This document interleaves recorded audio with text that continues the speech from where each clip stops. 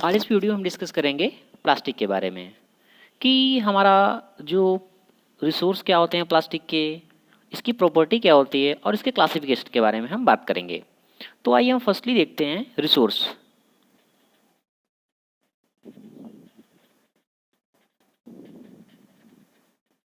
Resource of the plastic. Generally जो हमारा resource of the plastic होते हैं वो दो टाइप के होते हैं। एक हमारा होता है नेचुरल रिसोर्स, जिसे हम कहते हैं नेचुरल प्लास्टिक, और सेकंड हमारी कहलाती है synthetic plastic. Synthetic plastic. Natural plastic हमारी क्या होती है? नेचुरल प्लास्टिक हमारी ऐसी प्लास्टिक होती है जो हमें नेचर के द्वारा मिलती है। कहने का मतलब जो हमारे मिनरल ऑयल हमें नेचर के द्वारा मिलते हैं वो हमारी नेचुरल प्लास्टिक होती है, या उसके कुछ हमारे जो ट्री होते हैं उसमें हमारे सैलक होते हैं या विटामिन्स होते हैं, रेजिन होते हैं, उनके द्वारा हमारा जो प्लास्टिक बनाई जाती है वो हमारी कहलाती है नेचुरल प्लास्टिक। तो हम बात करते हैं नेचुरल प्लास्टिक के बारे में। Natural plastic. Natural plastic. Natural plastic क्या होती है कि the natural plastic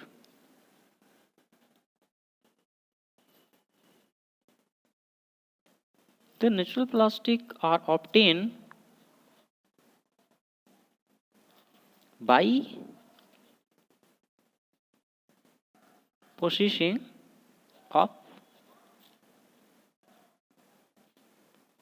mineral oils.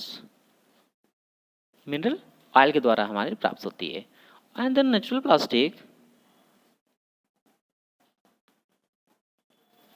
Plastic are obtained in the form of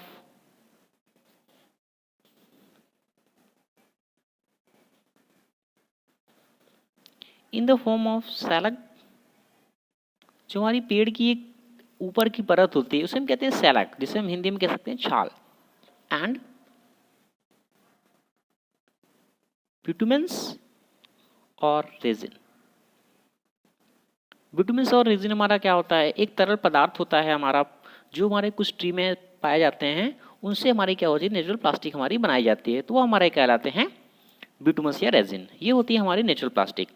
अब हम बात करते हैं सिंथेटिक प्लास्टिक के बारे में। तो हमारी सिंथेटिक प्लास्टिक ऐसी प्लास्टिक होती है जो हमें कृत्रिम रूप से बनाई जाती है, वह हमें नेचुरली प्राप्त नहीं होती, तो ऐसी प्लास्टिक हमारी कहलाती है सिंथेटिक प्लास्टिक। इसमें क्या होता है कि जो हम रेजिन को प्रोड्यूस करते हैं, अभी हमारा नेचुरल प्लास्टिक में क्या हो रहा था, हमें पेड़ से रेजिन मिल जा रहे थे, बट इसमें क्या होता है, हम पॉलीमराइजेशन के द्वारा रेजिन को प्रोड्यूस करते हैं। आफ्टर जब हमें रेजिन मिल जाता है तो उसमें हम कुछ फिलर मटेरियल मिलाते हैं, मिक्स करते हैं उसमें। अब हम तब जो प्लास्टिक बनाते हैं उसे हम कहते हैं सिंथेटिक प्लास्टिक। तो हम कह सकते हैं कि the resins are produced by the process of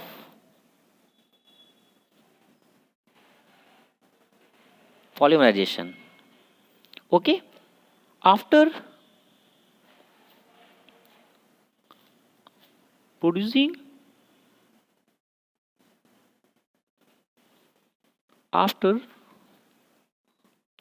producing the resin, उस रेजिन को हम क्या करते हैं?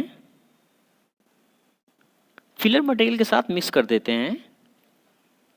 Filler material mixed in them. तो जो हमारी उससे प्रोड्यूस होती है प्लास्टिक, प्रोड्यूस सिंथेटिक प्लास्टिक। तो हमारी ऐसी प्लास्टिक हमारी क्या कहलाती है? सिंथेटिक प्लास्टिक कहलाती है। तो ये हमारे हो गए रिसोर्स। अब हम बात करते हैं इसकी प्रॉपर्टी के बारे में कि मेनली हमारी जो प्लास्टिक की प्रॉपर्टी क्या क्या होती हैं। प्रॉपर्टी की बात करते हैं। हम पहली प्रॉपर्टी की बात करते हैं, जैसे सबको पता होता है जो हमारा प्लास्टिक का होता है उसका वेट क्या होता है? लाइटर होता है। तो हम कह सकते हैं लाइटर इन वेट। ओके, इसका वेट क्या होता है, लाइटर होता है।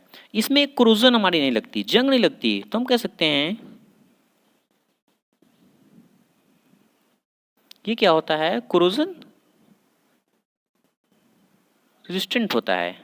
ओके, और क्या होता है, जो हमारा इलेक्ट्रिकली हमारा क्या होता है, इंसुलेटिंग होता है। क्या होता है, इलेक्ट्रिकली क्या होता है, इंसुलेटिंग होता है,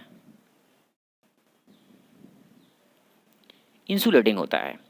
इसमें मॉइस्चर का कोई इफेक्ट नहीं होता, जैसे आपको सबको पता है। तो हम कह सकते हैं कि नॉट अफेक्टेड टू या बाई मॉइस्चर। ओके, ये हो गए।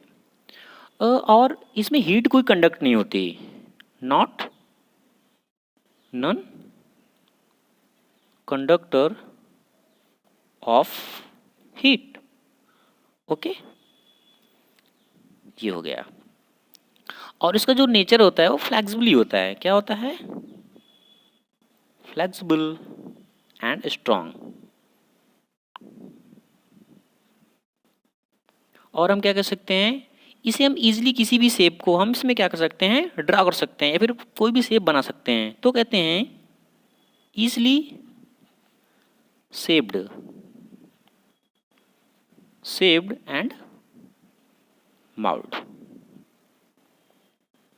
ओके, तो ये हमारी कुछ मेन प्रॉपर्टी हो गई प्लास्टिक की।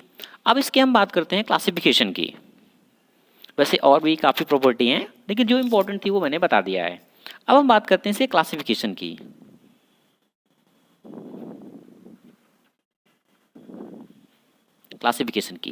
क्लासिफिकेशन में मेनली दो टाइप होते हैं। पहला हम कहते हैं थर्मोसेटिंग प्लास्टिक।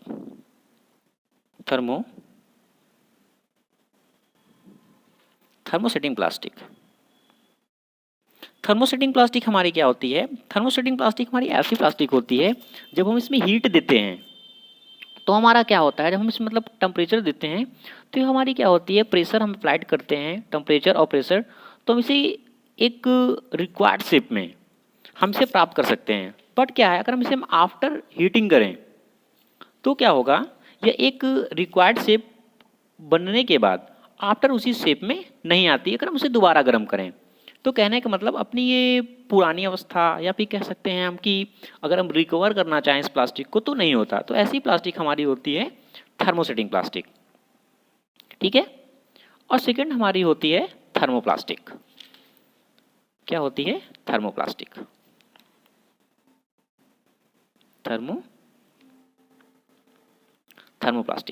थर्मोप्लास्टिक हमारी क्या होती है कि जो इसके इंटरएटॉमिक बॉन्ड होते हैं वो थोड़े वीक होते हैं।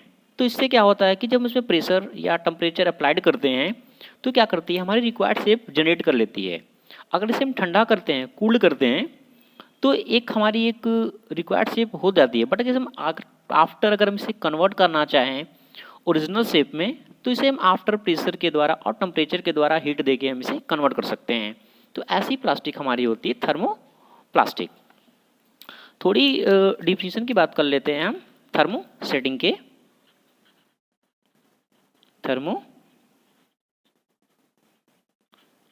प्लास्टिक के बारे में। अगर हम कहें to provide required shape, to provide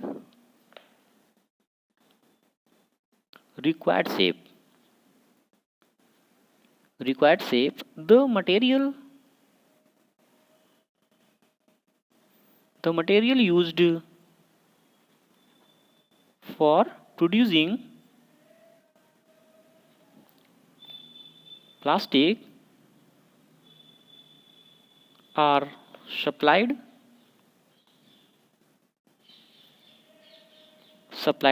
heat and pressure, okay, is applied। अगर हमें कोई भी रिक्वायर्ड शेप चाहिए तो मटेरियल को हम क्या करेंगे, उसमें हीट को और प्रेशर को सप्लाई करेंगे अगर हमें कोई भी शेप चाहिए तो क्या होगा इससे, hence when heat is given to these plastic तो क्या होगा, ये सॉफ्ट हो जाएगा, दे बिकम सॉफ्ट। ये आपको सबको पता है, जब हम प्लास्टिक में कोई भी हीट देंगे तो वो क्या हो जाएगा, हमारा सॉफ्ट हो जाएगा एंड स्ट्रॉन्ग। ये क्या होता है, स्ट्रॉन्ग भी हो जाता है। ओके, तो when these are heated successfully, अगर हम इसे हीट करते हैं, दीज आर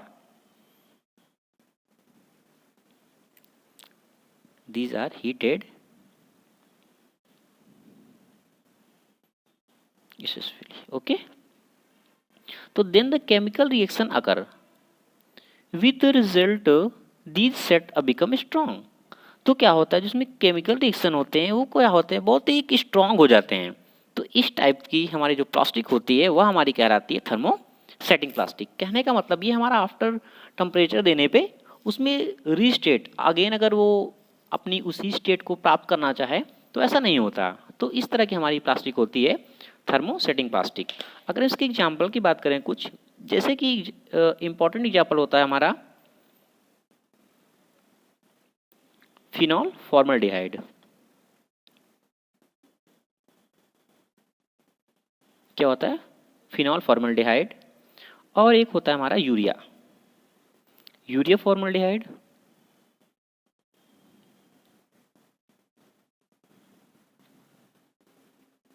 ये हमारे कुछ इंपॉर्टेंट एग्जाम्पल हैं। अब हम बात करते हैं थर्मोप्लास्टिक के बारे में। काफ़ी बड़ा लेक्चर हो रहा है बट क्या करूं, इसमें सारी चीज़ मैंने एक बार में डिस्कस कर दी है। अब हम बात करते हैं थर्मोप्लास्टिक के बारे में। थर्मोप्लास्टिक के बारे में जैसे कि हमने डिस्कस कर चुके हैं कि क्या होती है, ये बिकम सॉफ्ट हो जाती है हीटिंग के हमारा देने के बाद। तो हम कह सकते हैं these plastic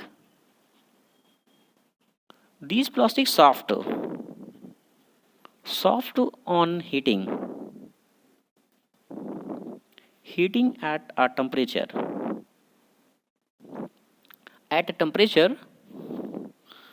from 140 to 150 degrees Celsius and become hard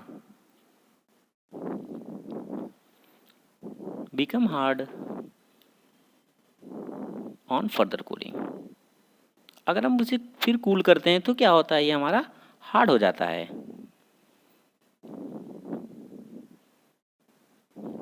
cooling तो क्या होता है कि दीज कैन बी कास्टिंग होती है, जो शेप होता है उसका वो तो हमें मिल जाता है। ओके, तो ऐसी प्लास्टिक हमारी कहलाती है थर्मोप्लास्टिक। कूलिंग किया, हार्ड किया, अगर हमसे फिर दोबारा शेप चाहिए, वही शेप चाहिए, तो हम क्या करेंगे, इसमें अगेन हीट और प्रेशर अप्लाई करेंगे तो हमारी क्या होगा कि हमें ओरिजिनल शेप मिल जाएगा। क्योंकि इसके जो बॉन्ड होते हैं, मॉलिक्यूलर बॉन्ड होते हैं, वो बहुत ही वीक होते हैं। तो ऐसी प्लास्टिक हमारी कहलाती है थर्मोप्लास्टिक। अगर इससे कुछ एग्जाम्पल की बात करें, जैसे हमारा होता है इथाइल सेलुलोज। इथाइल क्या होता है, इथाइल सेलुलोज हो गया हमारा, एंड सेलुलोज एसीटेट,